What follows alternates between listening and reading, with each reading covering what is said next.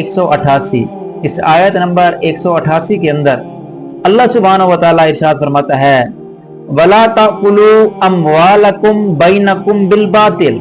وَلَا تَأْكُلُوا اور نہ کھاؤ اموالکم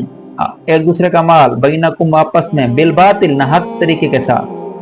وَتُدْرُوا بِهَا اور نہ لے جاؤ اسے الی الحکام حاکموں کی طرف حاکموں کے پاس ان کو مقدمہ بنا کر نہ لے جاؤ اس لیے لِتَأْكُلُوا تاکہ کھائے فَرِيقًا مِّنْ أَمْوَالِ النَّاسِ تاکہ کھائے ایک گروہ لوگوں کے مال میں سے بالاسم گناہ کے ساتھ وَأَنْتُمْ تَعْلَمُونَ اور تم یہ سب کچھ جو ہے وہ جان بوجھ کر رہے ہو۔ اب اس آیت میں باطل طور پر کسی کا مال کھانا حرام فرمایا گیا ہے۔ اب وہ خواہ لوٹ مار کر ہو، خواہ وہ چھین کر ہو، خواہ وہ چوری سے ہو، خواہ وہ جوئے سے ہو، خواہ وہ حرام رشوت سے ہو، خواہ وہ جھوٹی گواہی سے ہو، یہ سب ممنوع اور حرام ہے، ٹھیک ہے۔ اور اس سے یہ بھی معلوم ہوا کہ ناجائز معاملات میں اپنے ناجائز فائدے کے لیے کسی پر مقدمہ بنانا اور اس کو حکام تک لے جانا بھی جائز نہیں ہے۔ تو اس طرح ایک حدیث پاک کے اندر آتا ہے کہ حضرت ابو بکر صدیق رضی اللہ تعالیٰ عنہ سے روایت ہے، حضرت ابو بکر صدیق رضی اللہ تعالیٰ عنہ سے روایت ہے کہ رسول اللہ صلی اللہ علیہ وآلہ وسلم نے ارشاد فرمایا وہ شخص ملعون ہے جو اپنے مسلمان بھائی کو نقصان پہنچائے یا اس کے ساتھ دھوکہ کرے۔ وہ شخص ملعون ہے جو اپنے مسلمان بھائی کو نقصان پہنچائے یا اس کے ساتھ دھوکہ کرے۔ تو آج کل اگر ہم غور و فکر کریں تو اپنے پاس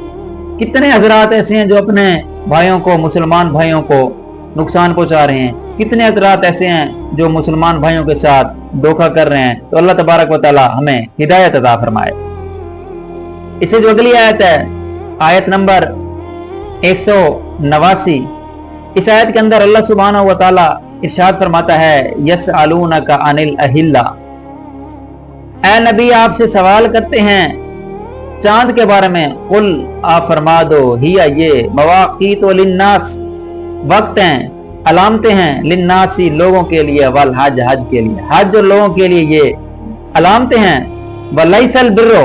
اور نہیں ہے بھلائی بأن تأتوا البیوت من ظہورها کہ گھروں میں آؤ پچھلی طرف سے ولکن البر لیکن نیکی کیا ہے من اتقا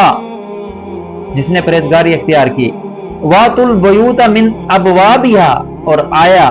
گھروں کے دروازوں سے واتقوا اللہ اللہ سے ڈرو لعلکم تفلحون اس امید پر تاکہ تم فلاح پا سکو۔ اب یہ آیت حضرت معاذ بن جبل اور دوسرے صحابی کے جواب میں نازل ہوئی کہ انہوں نے حضور علیہ السلام سے چاند کے گھٹنے بڑھنے کے متعلق سوال کیا، تو اس کے جواب میں چاند کے گھٹنے بڑھنے کے سبب کی بجائے اس کے فوائد بیان فرمائے کہ وہ وقت کی علامت ہیں، وقت کی علامت ہیں اور آدمیوں کے ہزارہ دینی اور دنیاوی کام اس سے متعلق ہے۔ اب دیکھیں زراعت ہو گئی، تجارت ہو گئی، لین دین ہو گیا، عیدین ہو گئی، روزے ہو گئی، حج ہو گیا اور باقی بہت سارے معاملات ہیں جن کا ہم اعداد و شمار انہی مہینوں سے کرتے ہیں، انہی چاند کو دیکھ کر کرتے ہیں۔ جیسے کہ جب چاند باریک ہوتا ہے تو دیکھنے والا جان لیتے ہیں کہ ابتدائی تاریخ ہیں، جب چاند پورا ہو جاتا ہے تو معلوم ہو جاتا ہے کہ یہ مہینے کی درمیانی شب ہے، اور جب چاند چھپ جاتا ہے تو معلوم ہو جاتا ہے کہ یہ مہینے کا اختتام ہے، اور اسی طرح سالوں وغیرہ کا حساب لگایا جاتا ہے۔ اس سے جو اگلی آیت ہے آیت نمبر 190 اس آیت نمبر 190 کے اندر اللہ سبحانہ و تعالی ارشاد فرماتا ہے وَقَاتِلُوا فِي سَبِيلِ اللَّهِ الَّذِينَ يُقَاتِلُونَكُمْ وَلَا تَعْتَدُوا وَقَاتِلُوا اور لڑو فی سبیل اللہ اللہ کی راہ میں الذین ان سے یقاتلونکم جو تم سے لڑتے ہیں ولا تعتدوا اور حد سے نہ بڑھو ان اللہ لا یحب المعتدین اللہ تبارک و تعالی حد سے بڑھنے والوں کو پسند نہیں فرماتا۔ اب جیسے کہ 6 ہجری کا واقعہ حدیبیہ کا جو واقعہ پیش آیا، حضور علیہ الصلوۃ والسلام مدینہ طیبہ سے عمرے کے ارادے کے لیے مکہ کی طرف روانہ ہوئے، لیکن مکہ میں داخل ہونے سے روکا گیا۔ وہاں پر ایک معاہدہ ہوا کہ آپ اس سال واپس چلے جائیں گے، اگلے سال آپ 3 روز کے لیے مکہ مکرمہ خالی کر دیا جائے گا، آپ آئیں گے اور عمرہ کر کے چلے جائیں گے۔ چنانچہ اگلے سال حضور علیہ الصلوۃ والسلام 7 ہجری میں عمرے کی قضاء کے لیے تشریف لائے۔ اب حضور علیہ الصلوۃ والسلام کے ساتھ تقریباً 1400 صحابہ کرام تھے۔ مسلمانوں کو یہ اندیشہ ہوا، یہ فکر ہوئی کہ اگر کفار نے اگر وعدہ پورا نہ کیا اور حرم کے اندر مکہ میں حرمت والے مہینے ذی القعدہ میں جنگ کی تو مسلمان چونکہ حالت احرام میں ہوں گے، تو اس لیے اس حالت میں جنگ کرنا ان کے لیے بڑا مشکل ہوگا، کیونکہ زمانہ جاہلیت سے لے کر ابتدائی اسلام تک نہ حرم میں جنگ جائز تھی اور نہ حرمت والے مہینوں میں، لہذا مسلمانوں کو تردد ہوا کہ اس وقت جنگ کی اجازت ملتی ہے یا نہیں، تو اس پر اللہ تبارک و تعالیٰ نے یہ آیت نازل فرمائی کہ اللہ تبارک و تعالیٰ کی راہ میں کے اندر لڑو۔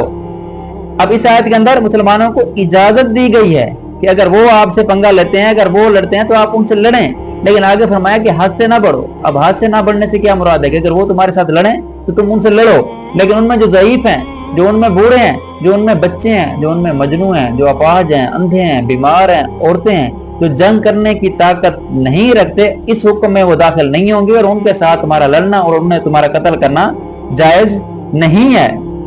ہاں، اب طریقہ کیا ہے کہ سب سے پہلے جنگ لڑنے کے لیے تو آپ انہیں سب سے پہلے اسلام کی دعوت دیں،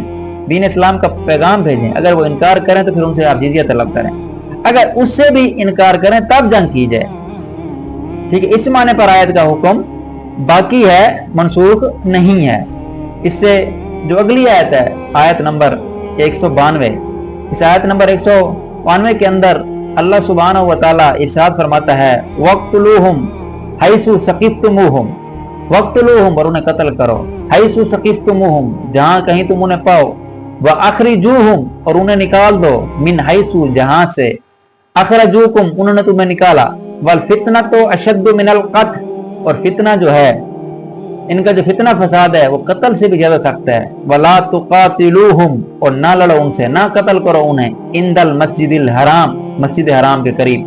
حتیٰ، یہاں تک کہ یقاتلوکم فی، جب تک کہ وہ تم سے خود نہ لڑیں، فَإِنْ قَاتَلُوكُمْ، اگر وہ تم سے لڑیں، فَاقْتُلُوهُمْ، تو انہیں قتل کر دو، ان سے لڑائی کرو، كَذَلِكَ، یہی جزاء الکافرین، تو یہی سزا ہے کافروں کی، یہی سزا ہے منافقین کی۔ اور اسے جو اگلی آیت، آیت نمبر 192، وہ بھی اسی کا حصہ ہے، فَإِنِ انْتَهُوا، پس اگر وہ بعد آ جائیں، فَإِنَّ اللَّهَ، پس بے شک اللہ، غفور الرحیم، اللہ تبارک و تعالی بخشنے والا بھی ہے، مہربان بھی ہے۔ اب اوپر جو سیاق و سباق میں فرمایا گیا کہ کافروں نے تمہیں مکہ مکرمہ سے نکال دیا تھا، مکہ مکرمہ میں داخل نہ ہونے دیا تھا، تو اب اگر آپ وہاں عمرے کے لیے جا رہے ہیں، اب تمہارے ساتھ آمادہ قتل ہیں، تو تمہیں دوران جہاد ان سے لڑنے، انہیں قتل کرنے، انہیں مکہ مکرمہ سے نکالنے کی اجازت ہے، جہاں سے انہوں نے تمہیں نکالا تھا۔ اب آپ انہیں نکال سکتے ہیں کیونکہ وہ فتنہ پھیلا رہے ہیں، اور ان کا جو فتنہ ہے وہ قتل سے زیادہ سخت ہے، تو ان کا فتنہ ان کو قتل کرنے سے بھی بڑھ کر ہے۔ یہاں یہ حکم نہیں دیا جا رہا کہ کافروں کو قتل کرنے میں لگے رہو، امن ہو یا جنگ، صلح ہو یا لڑائی، ہر حال میں انہیں قتل کرو، بلکہ یہاں صرف دوران جہاد قتل کرنے کا حکم ہے۔ ٹھیک ہے، بہت سے اسلام دشمن لوگ اس طرح کی ایاسے غلط فہمیاں پیدا کرنے کی کوشش کرتے ہیں کہ ایسے لوگوں کی مکاریوں سے ہوشیار رہنا چاہیے، کیونکہ یہاں صرف دوران جہاد قتل کرنے کا حکم ہے، وہ کہہ رہے ہیں، بلکہ امن ہو یا جنگ، ہر حال میں ان سے لڑائی کریں، انہیں دین اسلام کی دعوت دیں، یا وہ دین اسلام قبول کر لیں تو ٹھیک ہے، اگر انکار کریں تو جزیہ طلب کریں، اگر وہ جزیہ دینے کے لیے بھی راضی نہیں ہوتے تو پھر انہیں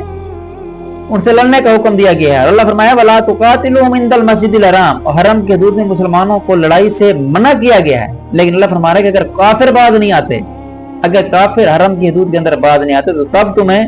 اجازت ہے، تب تمہیں اللہ تعالیٰ اپنے فضل و کرم سے، اللہ تبارک و تعالیٰ کی تمہیں اجازت ہے، تم لڑ سکتے ہو۔ اللہ فرما رہا ہے اس سے اگلی آیت میں، آیت نمبر 193، وَقَاتِلُوهُمْ، اور لڑو ان سے، حتیٰ لا تکون فتنہ، حتیٰ کہ فتنہ نہ رہے، فتنہ ختم ہو جائے، وَيَكُونُ الدِّينُ لِلَّهِ، اور دین جو ہے صرف اللہ تعالیٰ کا رہ جائے، فَإِنْ انْتَهُوا، پس اگر وہ بعد آ جائیں، فَلَا عُدْوَانَ، تو زیادتی نہیں ہے، إِلَّا عَلَى الظَّالِمِينَ، تو زیادتی جو ہے، سختی جو ہے وہ صرف اور صرف ظالموں پر ہے۔ اللہ فرما رہا ہے کہ آپ کفر سے لڑتے رہیں یہاں تک کہ یہ شرک کا خاتمہ ہو جائے، دین اسلام غالب آ جائے، اور سرزمین عربی صرف ایک اللہ کی عبادت ہو۔ لہذا اگر وہ کفر و باطل پرستی سے باز آ جاتے ہیں تو پھر ان پر کوئی سختی نہیں کی جائے گی، اگر وہ کفر سے باز آ جاتے ہیں تو پھر جو ہے ان پر کوئی سختی نہیں ہے۔ اب اس سے جو اگلی آیت ہے، آیت نمبر 194، اس آیت نمبر 194 کے اندر اللہ سبحانہ و تعالی ارشاد فرماتا ہے الشہر الحرام بالشہر الحرام، ماہ حرام کے بدلے، والحرمات قصاص، اور ادب کے بدلے ادب، فمن اعتدی، پس جو زیادتی کرے، علیکم، تم پر، फातदू पस ज्यादती करो अलैहि उस पर बिमिसली उसकी मिसल मा तदा अलैकुम जो उसने तुम पर ज्यादती की। वत्तकुल्लाह और अल्लाह से डरो, वालमू और जान लो, अन्नल्लाह माल मुत्तकीन अल्लाह तबारक व तआला जो है वो परहेजगारों के साथ है। अब चूंकि मुसलमानों को हुर्मत वाले महीनों के अंदर लड़ना निहायत भारी लग रहा था, तो उनकी मजीद तसल्ली के लिए अल्लाह तबारक व तआला ने यह फरमाया कि हुर्मत वाले महीने में जंग की इजाजत अल्लाह ताला की तरफ से है, और ये इजाजत कुफार की तरफ से हुर्मत पर अमाल करने की वजह से दी गई है कि उन्होंने तुम्हें उम्रा करने और मक्का मुकरमा में दाखिल होने से रोका। लिहाजा अब अगर तुम उनसे लड़ते हो और उनका खून बहाते हो तो ये हरम और माए हराम की बेहुरमती नहीं होगी। यूं समझ ले कि डाकू की गोली के जवाब में अगर पुलिस गोली चलाए तो पुलिस को मुजरिम नहीं कहेंगे, क्योंकि उन्होंने तुम्हें निकाला था, उन्होंने तुम्हें हुर्मत वाले महीने में आपको निकाला था, आपको हज नहीं करने दिया था, उसके बाद आप हुर्मत वाले महीने के अंदर ज़िकात शरीफ के अंदर जा रहे हैं, तो अगर वो आपसे पंगा लेते हैं, वो आपसे लड़ाई लेते करते हैं तो आपके लिए इजाजत है। इसकी मिसाल ऐसे दी गई है कि डाकू की गोली के जवाब में अगर पुलिस गोली चलाएगी तो मुजरिम तो नहीं है, क्योंकि पहले तो डाकू गोली चला रहा है ना। तो इस तरह हुर्मत वाले महीनों के अंदर अगर कुफार लड़ रहे हैं, अगर कुफार की तरफ से इब्तिदा हो रही है तो बिल्कुल मुसलमान तो उनके फेल को हिफाजत और जिम्मेदारी कहा जाएगा ना। मुसलमान जो आपस एक्शन लेंगे, अगर वो मुसलमानों पर हमला कर लें, मुसलमान जो अपना दिफा कर रहेंगे वो अपना हिफाजत के लिए करेंगे ना,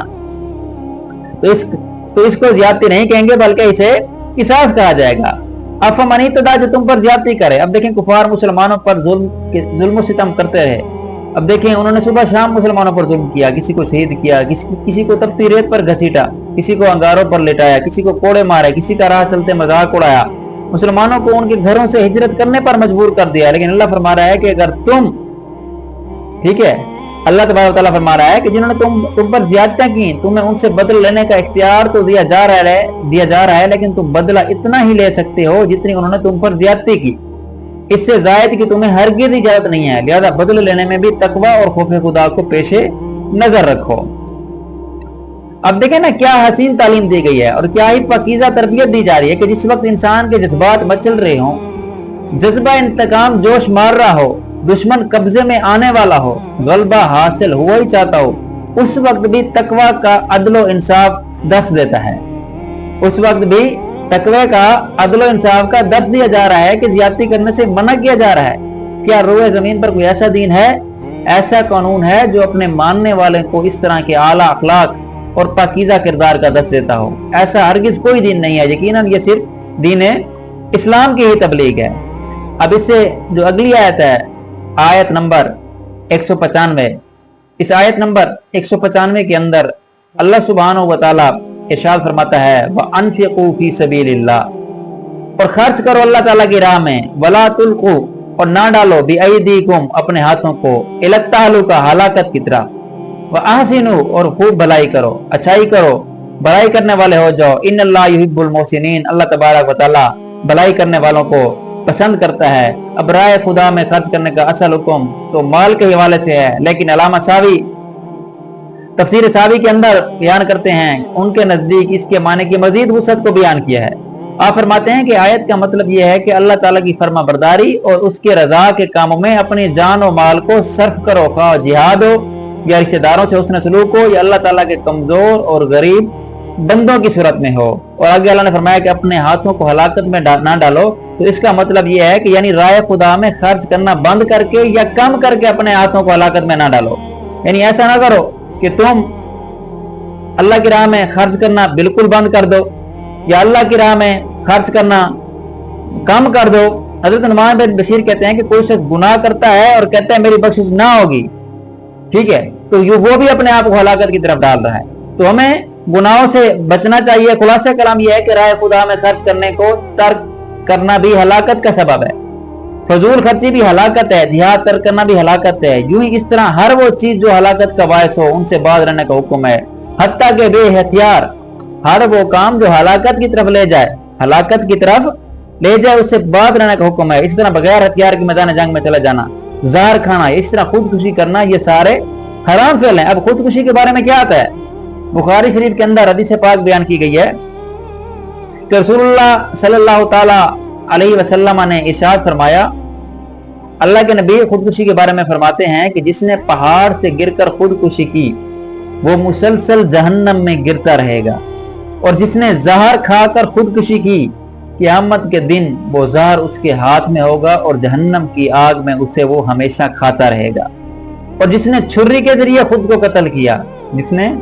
چھری کے ذریعے خود کو قتل کیا، قیامت کے دن وہ چھری اس کے ہاتھ میں ہوگی اور وہ دوزخ کی آگ میں ہمیشہ وہ چھری اپنے پیٹ میں مارتا رہے گا۔ اب کتنے سارے لوگ ہیں آج کل کے اندر